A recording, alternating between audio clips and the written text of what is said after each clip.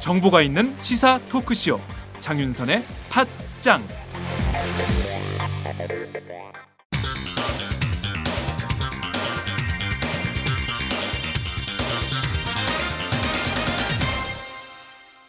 전혀 다른 뉴스.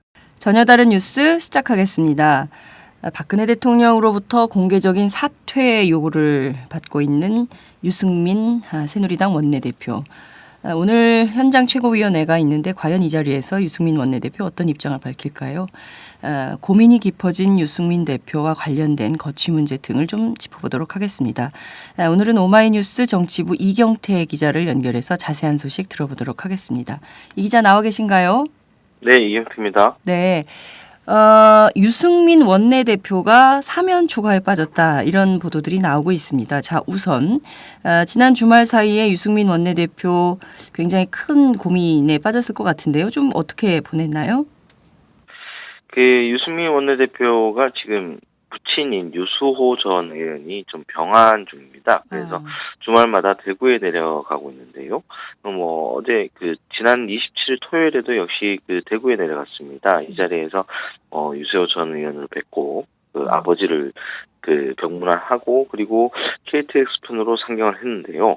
이 과정에서 김무성 대표와 전화 통화를 한 것으로 알려져 있습니다. 그러니까 이른바 국회법 개정안 문제와 관련해서 박 대통령이 사퇴를 사실상 요구하고 있고 친박도 이 집단 공세에 펼치고 있기 때문에 이 부분에 대해서 상의를 한 것으로 알려져 있습니다. 유승민 대표가 기자들에게는 공식적으로 드릴 말씀이 없다라는 말만 계속 반복한 걸로 알려져 있는데요. 측근 인사들에 따르면은 물론 안 한다고 해서 물러날 수 있겠느냐, 이런 입장을 밝혔다고 합니다. 김무성 대표에게. 김무성 대표도 실제로 유승민 대표와의 통화 내용에 대해서 워낙 고집이 센 사람이다. 저쪽에서 워낙 세게 때렸기 때문에 라면서 구체적 언급을 폈는데 이 부분 역시 자신에 대해서 과도하게 공사가 펼쳐지고 있다라는 어떤 유승민 원내대표가 그런 비판적 인식을 갖고 있다. 이렇게 볼 수 있을 것 같습니다. 다만 상황이 만만치 않은 거는 사실이거든요. 오늘 같은 경우에 이제 어떻게 오늘 현장 최고위에서 어떤 식으로 이야기가 전개되느냐에 따라서 친박계가 계속 집단 공세에 나설 것인가, 이런 것들이 결정되기 때문에 조금 상황은 지켜봐야 될 것 같습니다. 네. 어젯밤에 김무성 대표가 유승민 원내대표에게 전화를 걸어서 쉽지 않을 것 같다, 이렇게 심야 기자회견 비슷하게, 기자회견은 아니지만 기자들 몇몇 있는 자리에서 유승민 원내대표와의 대화 내용을 전달한 걸로 전해지고 있는데요. 어떤 건지 그것도 좀 소개를 해주시죠. 김무성 대표가 어제 이제 서청원 대표와 그리고 유승민 대표 이렇게 삼각 중재를 좀 사실상 전화 통화를 시도를 했는데요. 이 부분에 대해서 이 김 대표가 일부 기자들과 만난 자리에서 유승민 원내대표와 장시간 통화하면서 이런저런 고민들 그리고 경우의 수, 시나리오 등을 좀 논의해봤다라고 했고요. 실제로 직접적으로 사퇴해야 된다는데 어떻게 생각하느냐라고 물었다고 합니다. 그러니까 유승민 대표가 어느 정도로 생각하고 있는지 직접적으로 의중을 확인하고 자신이 남들 중재를 해보려고 한 것 같다는 인상이 들고요. 그리고 수청원 최고위원하고도 전화 통화를 하면서 나름대로 어떤 속도 조절 이런 것들을 좀 요구를 한 것 같아요. 그러니까 당장 오늘 평택에서 메르스 그리고 세해 규정 관련해서 이제 현장 최고위원회가 있는데요. 공개적으로 좀 발언이 나오는 거를 좀 자제해달라 이런 요구청을 하지 않았나 이런 예상이 듭니다. 그러니까 오늘 이제 최고위에서 이 같은 중재 논의에도 불구하고 갑자기 현장에서 터져 나오는 경우 그리고 최고위 전 그리고 후 요때 비공개상에서 좀 요 부분에 대한 조율이 안 이루어지는 경우에는 좀 오후까지 좀 진통이 발생하는 상황이 될 수도 있을 것 같고요. 아니면은 좀 정리를 하는, 그러니까 대수위에서 어떤 메시지, 그러니까 대통령이 수석비서관 회의에서 어떤 메시지를 내놓느냐도 좀 당에서 주목하고 있을 것 같다라는 생각이 듭니다. 네. 앞서 시나리오 말씀을 해주셨는데요. 사실 정치권 내부에서는 지난 목요일부터, 그러니까 박근혜 대통령이 김무성 대표를 향해, 유승민 원내대표를 향해서 이른바 맹폭, 융단 폭격을 퍼부을 때부터 여러 가지 시나리오들이 흘러다녔던 것 같습니다. 좀 어떤 시나리오들이 흘러다니는지 그걸 좀 정리를 좀 해주세요. 일단 친박들이 이렇게 집단 공세에 나섰던 이유가 사실 김무성 대표를 겨냥하고 있다라는 말들은 나오고 있습니다. 예를 들어서 유승민 원내대표가 유승민 원내대표를 빼버리게 되면은 김무성 대표의 영향력이 사실상 흔들릴 수밖에 없고, 그리고 이 유승민 대표의 공격에서 눈에 띄는 것들이 친박 최고위원들의 집단 사퇴 가능성입니다. 이 최고위원들이 집단적으로 사퇴하게 되는 경우에는 결국에는 이 전당대회를 새로 치러야 될 텐데, 이 전당대회를 새로 치르기보다는 비대위 체제로 가야 된다. 총선이 얼마 남지 않았기 때문에 이런 경우에는 그동안 얘기됐었던 어떤 친박과 비박 간의 공천권 이 갈등에 있어서 친박이 좀 더 유리한 입장에 설 수 있다라는 계산이 있지요. 이런 부분에서 친박이 이런 점을 노리고 차기 총선 공천권을 노린 어떤 파워 게임을 시작했다. 이런 분석도 있습니다. 이 비박 측은 이런 것들이 너무 앞서서 단기전으로 맞붙게 될 경우에는 어떤 부작용이 벌어질지 모른다는 생각이 좀 있는 편이에요. 그래서 이 비박계 이재우 의원 같은 경우에는 좀 장기전 이런 걸 해야 되고, 사실 어제도 비박 재선들이 또 해동을 하려고 했었는데 여기에 대해서 좀 한 번 더 상황을 보자 이런 걸로 해서 하루 미뤘다 이런 얘기들이 나오더라고요. 그래서 요 상황들을 좀 이제 차기 총선 앞둔 파워 게임 이런 식으로 좀 해석을 할 수 있을 것 같습니다. 네. 말씀해 주신 대로 이게 결과적으로 보면 박근혜 대통령도 자기 정치, 박근혜 대통령이 김무성 대표하고 유승민 원내대표를 향해서 자기 정치하지 마라 이렇게 비판을 했지만, 결과적으로 따지고 보면 박근혜 대통령도 자기 정치를 강화하기 위한 하나의 수단으로 유승민 원내대표도 치고 김무성 대표도 겨냥해서 결과적으로는 내년 총선까지 자기 권력을 좀 확장하려는 이런 스탠스가 아닌가 이렇게 볼 수도 있을 것 같네요. 말씀하신 대로 지금 보면 결국에는 다 떼놓고 나면은 총선 공천권이네요. 그죠? 총선 공천권을 누가 쥐느냐, 이 이니셔티브를 누가 갖느냐, 여기에 핵심이 있는 거 아닙니까? 그렇죠. 친박이나 친이, 그러니까 비박 모두 이제 전부 다 2008년, 2012년 모두 각자에게 안 좋은 기억이 가지고 있죠. 2008년 친박 학살 공천, 그때는 그쵸. 박 대통령도 말했듯이 나도 속았고 국민도 속았다 이런 워딩을 한 적이 있지 않습니까? 그리고 2012년에는 친박이 똑같이 비박에게 안가품을 해줬어요. 그러니까 이 계파에 따라서 공천권이 어떻게 튈지 모르는 상황, 이것들을 잘 알고 있기 때문에 그런 권력을 빨리 잡아야 된다 이런 것들이 있는 거죠. 실제로 김무성 대표가 이런 당내의 어떤 해묵은 트라우마, 상처들을 알고 있기 때문에 오픈 프라이머리라는 걸 내세워서 친박을 계속 다독거려 왔다 이렇게 볼 수 있는데, 친박은 계속 믿지 못하고 있었던 거고요. 실제로 지금 사태에서 가장 앞장서고 있는 것들 보면은 청와대 정무특보 윤상현 의원, 김재원 의원 등이거든요. 그러니까 이들을 잘 살펴보면은 사실 지금 현재 기재부 장관이자 경제부총리인 최경환 원내대표 체제에서 원내수석부 대표, 원내대변인을 맡았던 사람들이에요.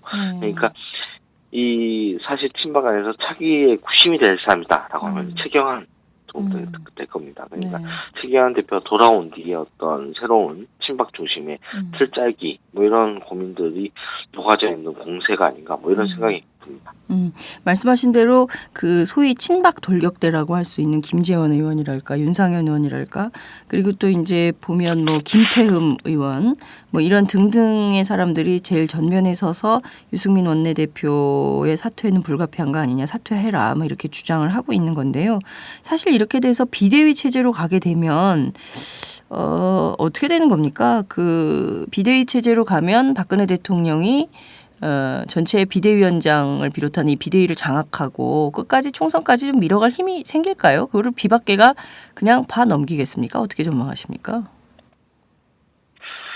비대위가 구성된다고 해서 대통령이 어떤 힘을 발휘할 수 있을까 뭐 이런 좀 그런 고민이 들긴 하는데요. 네네. 뭐 비대위가 뭐 지금 저희가 상상했던 외부 인사들을 중심으로 한 비대위가 구성된다. 네. 뭐 이렇게 보기는 힘들 것 같습니다. 뭐 예를 들어서 예전에 박근혜 대통령이 비상대책위원장을 구성했던 네네. 그런 비대위라든가 지금 뭐 새정치민주연합에서 뭐 김상곤 교수라든가 뭐 조국 교수 같은 그런 혁신이라든가 이런 성격하고는 좀 다를 거고요.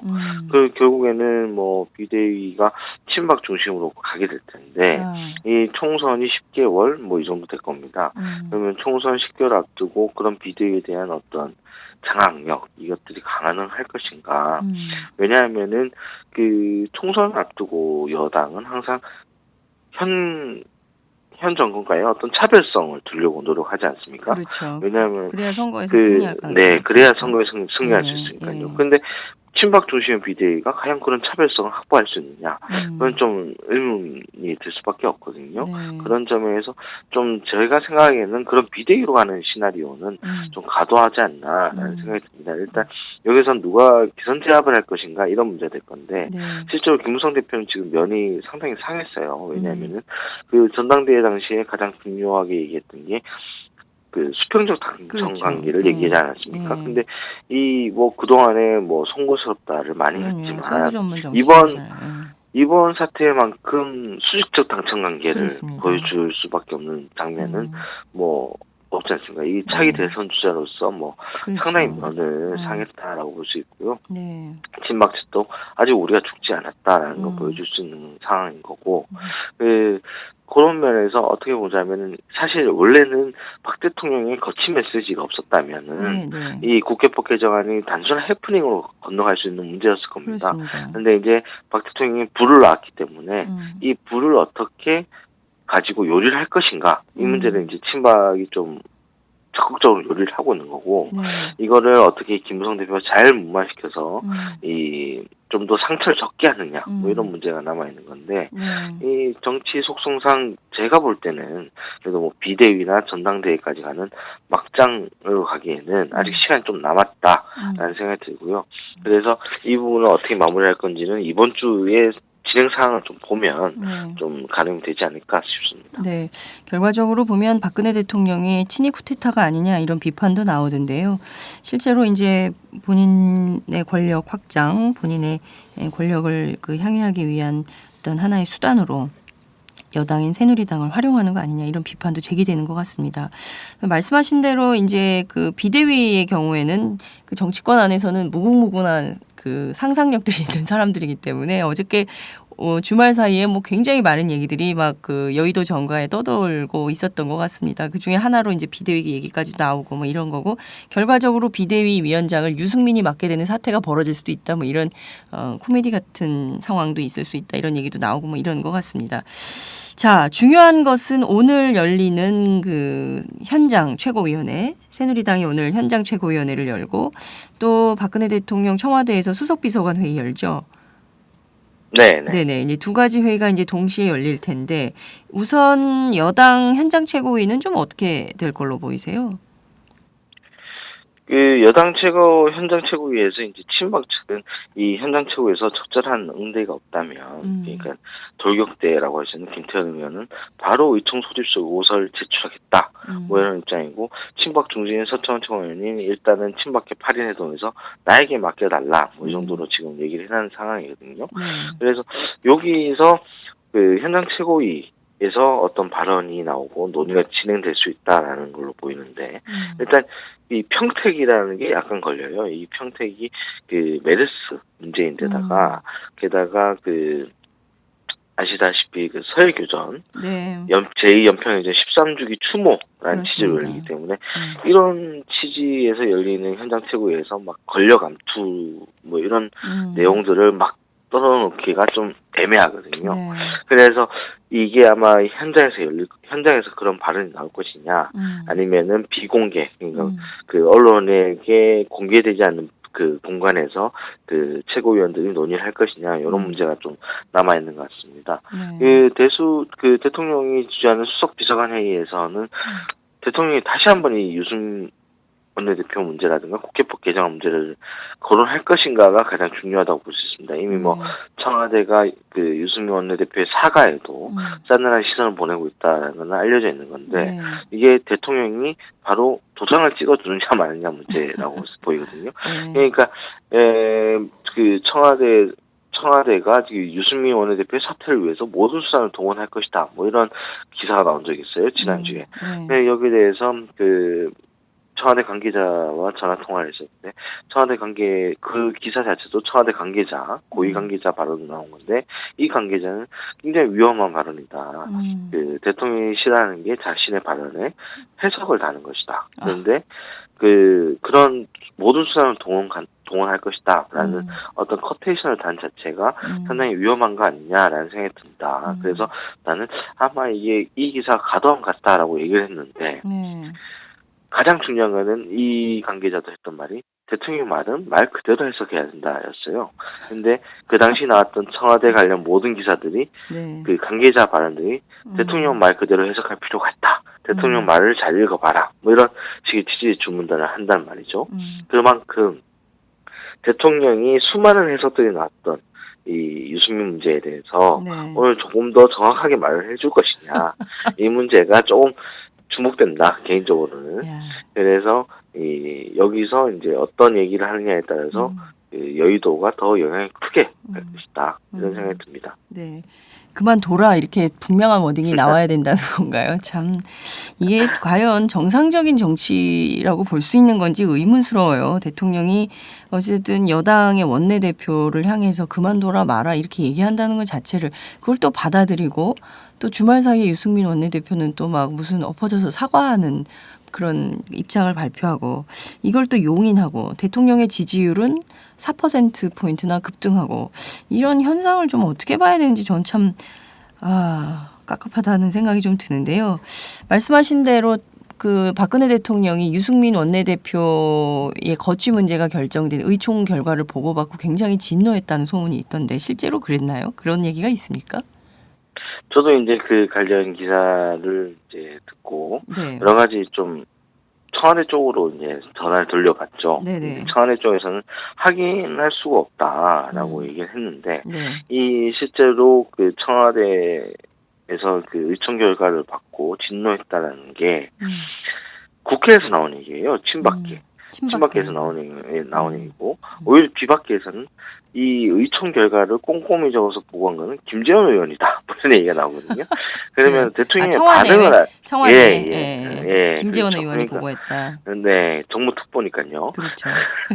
그러니까 이 사실 뭐 진노했다라는 자체를 알 수 있는 게 그 당에서 그 의총 결과를 보고했던 정무특보다 뭐 이런 결론이 또 나오는 거죠. 참 이게 진짜 아니 그러니까 새누리당 의총에서 누가 무슨 발언을 하겠습니까? 정무특보가 셋이 앉아가지고 꼼꼼히 메모하고 있는데 이게 다 실시간으로 박근혜 대통령에게 보고된다는 걸 아는 이 가운데 그거를 누가 솔직하게 털어놓고 자기 입장을 얘기할 수 있을지 그 가운데 그래도 40여 명이 열띤 토론을 벌였다는 것 자체가 그나마 좀 건강한 면이 있다 이렇게 보여지네요. 그렇죠?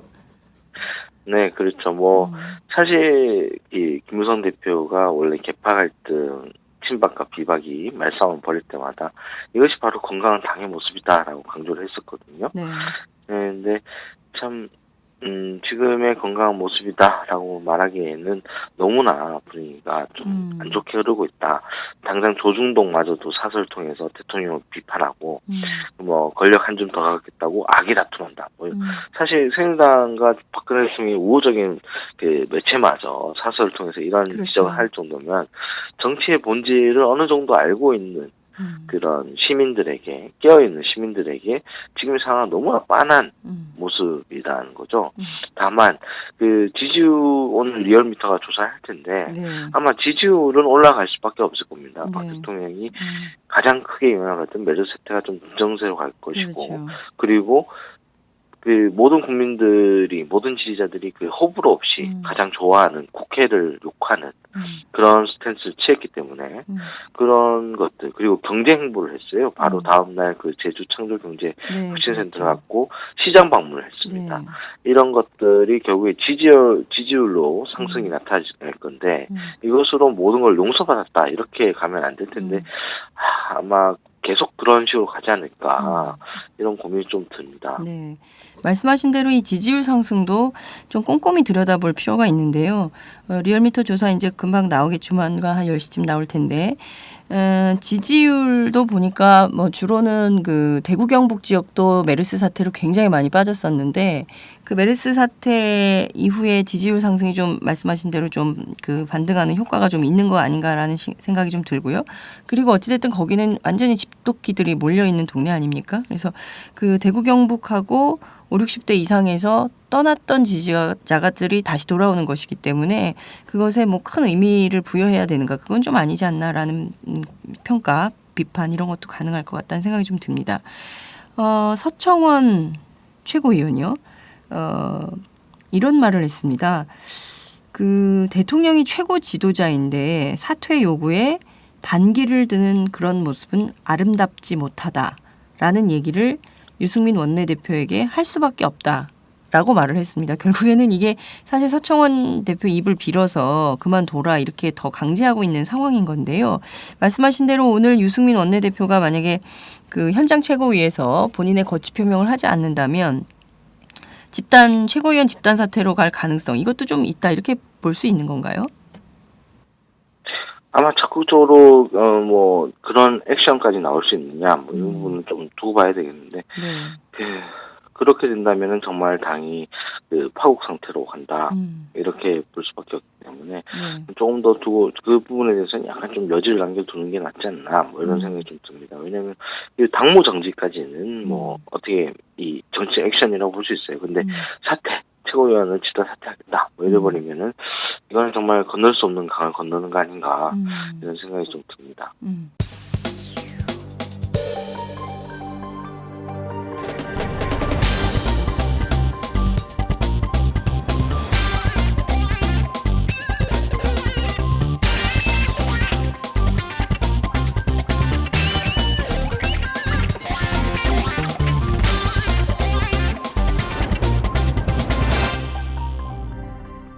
장윤선의 팟짱.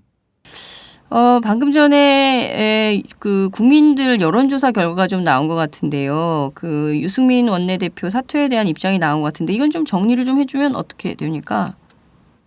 뭐 29일 날 그 CBS 노컷뉴스가 여론조사 기관 조원 CNI에 의뢰해서 전국 성인 1,000명을 대상으로 조사한 게 있습니다. 그게 바로 유승민 원내대표의 사퇴해야 된다는 친박계의 주장에 공감합니까? 라는 질문인데요.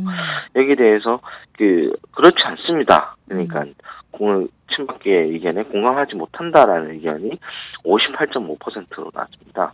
공감한다는 대답은 32.9%였고요. 특히 주목할 지점은 대구 경북과 부산 경남에서도 공감하지 않는다라는 의견이 압도적이라는 겁니다. 대구 경북은 58.2%고요. 그 부산 경남에서 58.9% 정도로 공감하지 않는다라는 답변이 나왔습니다. 원내대표직을 유지해야 된다라는 응답도 전체의 53.8%로 사퇴해야 된다는 응답보다 약 10몇 % 정도 이제 높은 상황인데요. 이런 것들을 보면은 대통령의 지지율 상승 뭐 이런 것과 관계없이 친박계의 주장에 대한 어떤 잘못됐다라는 생각이 좀 있다는 거. 그리고 그것이 정치적 텃밭, 새누리당의 텃밭인 TK 지역에서도 공감대를 얻고 있다. 뭐 이런 점을 좀 주목해야 될 것 같습니다. 네, 유승민 원내대표가 사실 사면 초과에 빠져 있는데 이것을 국민 여론이 살려주는 분위기가 아닌가 싶은데요. 이럼에도 불구하고 오늘 박근혜 대통령이 이런 국민적 여론을 무시하고 한 단계 더 나간 발언을 수석비서관 회의에서 한다면 이후에 사실상 박근혜 대통령의 레임덕은 불보듯 뻔한 거 아닌가 이런 전망도 해볼 수 있겠네요. 어떻게 보십니까? 가능한 얘기입니다. 뭐 이게 사실 앞서 말씀드린 대로 이 차기 총선 공천을 둔 어떤 권력 다툼 성격이 있고 그렇죠. 좀 친박계가 무리해서 논리적으로 설득이 안 되는 문제를 한다면 결국에는 이 당장 뭐 이전 투구식으로 그 권력 다툼이 되고 가장 국민들이 싫어하는 모습이 되지 않겠습니까? 이 레임덕으로 이어질 수밖에 없지요. 실제로 친박 수를 따져보면 35명 정도라고 볼 수 있어요. 네. 그러니까 새누리당 의원들 전체는 160명 정도인데 네. 실제로 친박, 골수단 뭐 이런 사람을 아무리 따져봐도 뭐 그 정도밖에 안 되는 거거든요. 네, 그러면은 사실 이 목소리 스피커는 엄청 크지만 실질적 세는 조금 좀 갸웃할 수 있다는 겁니다. 네. 그렇기 때문에 이게 정말 회복하기 힘든 정도의 어떤 싸움으로 갔을 때 과연 누구에게 이득이 될지는 좀 제가 생각할 때는 청와대에 결코 유리한 건 아니다. 그러니까요. 뭐 이런 생각이 듭니다. 네. 예. 여기서 계속 싸움을 걸고 박근혜 대통령이 자신의 권력을 확대하기 위한 노력을 한다면 결국엔 그게 부메랑이 돼서 자기한테 돌아오는 그런 우를 범하게 되지 않을까 싶습니다. 지난주에 그 유승민 대표 사퇴 소리에 돌았을 때 이주영 전 해양수산부 장관이 원내대표를 준비하고 있다 이런 얘기도 여의도에 돌았었는데요. 그건 좀 어떻게 되는 얘기인가요? 아마 가능한 얘기였던 것 같습니다. 왜냐하면은 뭐 이주영 원내대표는 그동안 이주영 원내대표가 이주영 전 해양수산부 장관이죠. 네네. 네, 제가 이렇게 말을 착각할 정도로 이주영 전 장관이 정말 원내대표 선거에 많이 도전을 했거든요. 네. 그때마다 그 항상 이렇게 미끄러지거나 항상 뭐 상황이 생겨서 빠져야 됐거나 뭐 이런 상황이었는데 그 만약 이 원내대표 경선이 새로 치러진다면 이주영 전 장관이 또 나설 가능성이 큽니다. 그동안 많이 준비를 해왔고요. 네. 그런데 이 원내대표 경선이 그렇게 치러지는 경우에 뒤밖에도 아마 전투적으로 붙을 것 같습니다. 그러면은 또 다른 임무를 내야 될 텐데 그 아무래도 이 원내대표 문제를 가지고 그 차기 총선 공천권 누구한테 갈 것이냐 뭐 이런 얘기들을 좀 하게 되지 않을까 뭐 이런 예상을 해봅니다. 네, 알겠습니다. 정말 그 전쟁의 한복판에 있는 것 같습니다. 청와대와 여당, 그러니까 정부 여당의 이 피 튀기는 권력 파워 게임에서 누가 승자가 될지 또 국민 여론이 이렇게 나왔다고 하니까 이 국민 여론에 따라서 박근혜 대통령 스탠스를 바꿀지 입장을 바꿀지 한번 지켜보도록 하겠습니다. 오늘 말씀 잘 들었습니다. 감사합니다. 네, 감사합니다. 네, 지금까지 오마이뉴스 이경태 기자와 함께했습니다.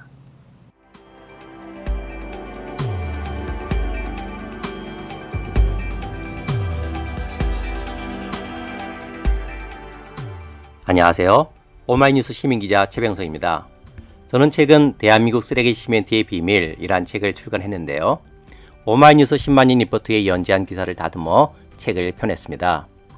우리가 살고 있는 아파트가 발암물질 가득한 쓰레기 시멘트로 만들어졌다는 내용이지요.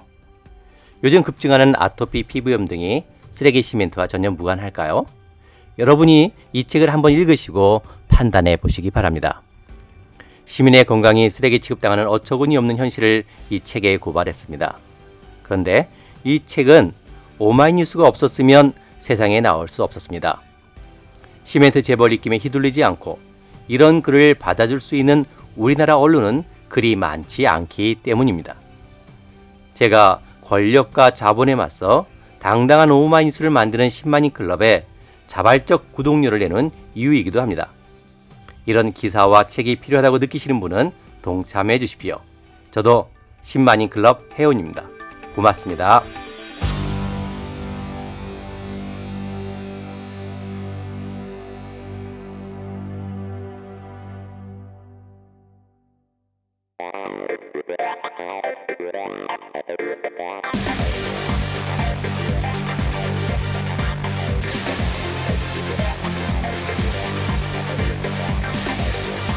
정보가 있는 시사 토크쇼 장윤선의 팟짱.